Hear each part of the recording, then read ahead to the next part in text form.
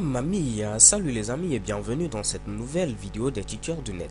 Je suis Honoré Unwanou et dans cette vidéo, nous allons apprendre ensemble à utiliser un peu de manière ramassée le framework JavaScript AngularJS qui a été développé par les talentueux développeurs de Google. Alors dans cette vidéo, rapidement, on va essayer de voir qu'est-ce qui fait la puissance d'AngularJS. J'avais entendu parler de ce framework, mais je n'avais pas commencé à l'utiliser. Il y a de cela maintenant 2 jours. Je crois que c'est un excellent framework et j'aimerais vous présenter en grosso modo dans cette vidéo qu'est-ce qu'il est possible de faire avec AngularJS. Alors pour ce faire, rien de bien compliqué, vous allez vous rendre sur angularjs.org et vous cliquez à ce niveau sur Download. Ok, donc si je clique sur Download, je vois ici la possibilité de pouvoir télécharger soit la version stable ou la version non stable. La version non stable, c'est tout simplement une version qui est encore en cours de développement. Donc généralement, moi je télécharge ici la version stable. Et également, tout juste en bas, vous voyez que vous avez la possibilité soit de prendre la version minifiée, c'est-à-dire la version compressée, ou la version non compressée. La version compressée est utilisée en mode production, c'est-à-dire lorsque vous allez mettre votre site web en ligne, et la version non compressée est utilisée tout simplement en mode développement. Ok, vous avez également la possibilité d'utiliser ici le CDN de Google, ce qui va vous permettre en grosso modo au niveau des navigateurs de vos différents utilisateurs de pouvoir garder un cache d'AngularJS, ce qui va permettre d'accélérer un tout petit peu le chargement de ce Mitsubishi. Donc là, je peux cliquer sur Download, mais cela va me permettre de télécharger seulement angular.min.js, c'est-à-dire seulement angular.js. Mais comme vous allez le voir, on aura besoin également de d'autres modules. Donc en lieu de revenir ici encore télécharger, je vous propose de pouvoir télécharger tous ces Mitsubishi à la fois. Donc il faut cliquer à ce niveau sur Extra. Lorsque je clique ici sur Extra, j'aurai la possibilité ici de pouvoir télécharger ici chacun des éléments que je souhaite. Donc là, je peux cliquer directement sur angular-1.2.10.zip et cela va me permettre d'avoir ici l'ensemble de ces fichiers dans un dossier zippé. Mais pourquoi télécharger tous ces Mitsubishi alors que je veux utiliser seulement que quelques-uns? Ok. Donc là, on va premièrement télécharger ici angular-animate.min.js.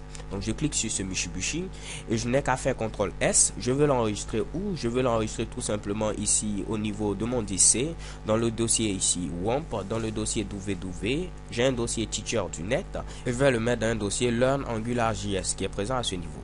Donc là, je vais créer rapidement un nouveau dossier que je vais appeler ici JS et c'est dans ce dossier que je vais mettre ici l'ensemble de mes fichiers AngularJS. Donc je viens de télécharger angular-animate.min.js, donc la version minifiée. Donc une fois que j'ai fini de télécharger ce Mitsubishi, je vais faire rapidement précédent et nous allons télécharger également angular-root.min.js. Donc je clique sur angular-root.min.js. À ce niveau également, je fais un petit CTRL S et je vais enregistrer ce Mitsubishi là. Je fais à nouveau ici précédent et pour terminer, on va télécharger tout simplement angular.min.js. Donc je clique à ce niveau angular.min.js. Je fais CTRL S pour enregistrer ce Mitsubishi et chez Kebam, je viens d'enregistrer également angular.min.js. Alors rapidement, je vais fermer ce Mitsubishi et chez Kebam, on va maintenant ici commencer à coder. Donc à ce niveau, si j'ouvre à nouveau mon dossier, vous pouvez voir j'ai un fichier index.html, un dossier JS dans lequel ici j'ai mes 3 fichiers que je viens de télécharger. Donc je vais m'empresser d'ouvrir le fichier index.html avec mon éditeur Sublime Text. Donc rapidement, on va mettre du code HTML basique, donc du code HTML5. Donc je mets doctype HTML, je mets ensuite HTML, je mets ici head, je mets title pour mettre le titre de ma page, je vais mettre pourquoi pas AngularJS. Donc je vais être un peu crazy, je vais également appeler cette vidéo AngularJS. Donc là je mets ici meta rapidement, je mets jar7 comme ceci et je mets ici UTF-8 parce qu'on va utiliser comme encodage UTF-8. Oups, comme ceci UTF-8. Alors rapidement on va mettre ici le body qui est le corps de la page et pour tester ce Mitsubishi je vais mettre un petit H1, je vais mettre AngularJS comme ceci et je mets ici notre fameux Alors là je viens rapidement à ce niveau, je vais actualiser et normalement je dois avoir AngularJS si tout se passe bien. Actualisons et check bam AngularJS Alors, à quoi va servir AngularJS? AngularJS va nous permettre tout simplement de pouvoir faire ce qu'on appelle ici des SPA ou tout simplement SPA. En anglais, on parle de Single Page Application. Donc, vous allez faire une application sur une seule page et au fur et à mesure, vous allez avoir la possibilité de changer de vue. Ce qui va faire que pour l'utilisateur, il n'y aura pas ici ce chargement qu'on voit ici lorsqu'on clique sur un lien et ainsi de suite. Tout va se passer sur la même page. Simplement que quelques parties de votre page vont tout simplement changer. Ok, on va faire tout simplement à ce niveau un changement de vue. On quitte ici à la vue qui présente tout simplement l'accueil, on passe à la vue qui présente les articles, ainsi de suite, mais tout se passe sur la même page. On appelle ceci tout simplement SPA ou Single Page Application. Alors une fois que ce Mitsubishi a été dit, trêve de bavardage, on va rapidement ici commencer à coder. Donc pour pouvoir utiliser AngularJS, il faut que je puisse inclure tout simplement le fichier angular.min.js que nous avons téléchargé précédemment. Donc je vous le remonte à nouveau, c'est ce fichier là, angular.min.js. Donc je viens à ce niveau, je mets tout simplement ici script, je vais mettre ici type pour dire que c'est un fichier JavaScript, même si je ne suis pas obligé de mettre ce Mitsubishi, et je mets ensuite src pour dire il faut rentrer dans le dossier JS et tu vas trouver le fichier angular.min.js comme ceci. À présent, je peux d'ores et déjà utiliser tout simplement AngularJS. Ok, alors pour ce faire, on va faire un exemple basique. Je vais mettre pourquoi pas ici non comme ceci. Je vais mettre un petit br pour un retour à la ligne. Je vais mettre un champ de type texte, donc je mets input type texte, et là je vais mettre quelque chose que je vais vous expliquer dans quelques instants. Donc je mets ici ng modèle comme ceci et je vais mettre tout simplement ici non. Alors, lorsque je mets ici ng modèle, cela va permettre à AngularJS de référencer tout simplement notre fameux champ qui est présent à ce niveau. Donc tout ce que je vais taper au niveau de ce champ, je pourrais tout simplement le recueillir grâce à ce fameux nom que j'ai mis à ce niveau. Donc c'est en quelque sorte une petite étiquette. Donc pour pouvoir l'afficher avec AngularJS, je n'ai qu'à mettre ici ces fameux Mitsubishi comme ceci et je mets directement non. Donc en mettant ici non, cela va dire à AngularJS tout ce qu'on va taper dans ce champ là, tu vas le prendre sous forme ici de ce libellé non et tu l'affiches ici à ce niveau. Ok, avant de terminer, il faut charger ici AngularJS pour faire en sorte que tout ce qu'on a dit puisse s'exécuter. Donc je viens à ce niveau et je dois rajouter tout simplement ng-app comme ceci. Donc en mettant ng-app comme ceci, quelques fichiers vont être compilés, tous ces Mitsubishi, pour permettre à AngularJS de bien fonctionner. Alors on vient à ce niveau, au niveau de notre page, j'actualise et normalement on va tester ce Mitsubishi.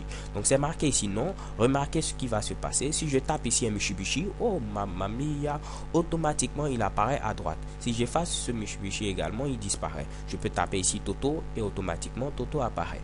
Donc là, vous n'avez encore rien vu, c'est que le tout début. Donc si je viens à ce niveau, on va tenter d'expliquer pour donner tout simplement les thèmes techniques qu'on utilise. Ce que je viens de mettre ici, ng-model et ici ng-apps, c'est ce qu'on appelle ici des directives. En grosso modo, ces Mitsubishi vont nous permettre de faire quoi?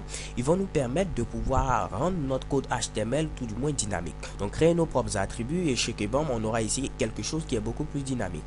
Et ce que je viens de mettre ici en mettant ici accolade, accolade, accolade, accolade, tout fermer ces Mitsubishi, c'est ce qu'on appelle ici data binding. C'est tout simplement ce qui va nous permettre de pouvoir relier ici nos différentes informations, nos différentes données. Ok, donc on appelle ça, je me répète, data binding. Donc là, à trêve de bavardage, on va faire quelque chose d'autre. À ce niveau, je peux venir et je vais mettre une autre directive. Je vais mettre ici ng init comme ceci. En mettant ici ng init, je peux dire que je vais définir un ensemble de noms. Donc je mets ici nom comme ceci et je peux lister ici les noms. Je vais mettre pourquoi pas Honoré pour commencer comme ceci. Je vais mettre ensuite Abdel. Je vais mettre après pourquoi pas Marie, parce qu'il faut mettre également le nom d'une fille, sinon cela peut paraître tout simplement bizarre. Et je vais mettre pour terminer Henri à ce niveau et je ferme ce Mitsubishi. Donc là, c'est une autre directive ng init qui me permet de pouvoir initialiser certains Mitsubishi. Donc j'ai ici mis un ensemble de noms. Donc j'ai mis ici Honoré, Abdel, Marie et Henri. Si je vais afficher ceci, rien de bien compliqué avec AngularJS. Je peux mettre ici UL pour mettre une liste non ordonnée et je mets ici ensuite un LI. Donc à ce niveau, je vais utiliser une autre directive, c'est mettre ici ng-repeat. ng-repeat va me permettre de pouvoir répéter ici quelques Mitsubishi.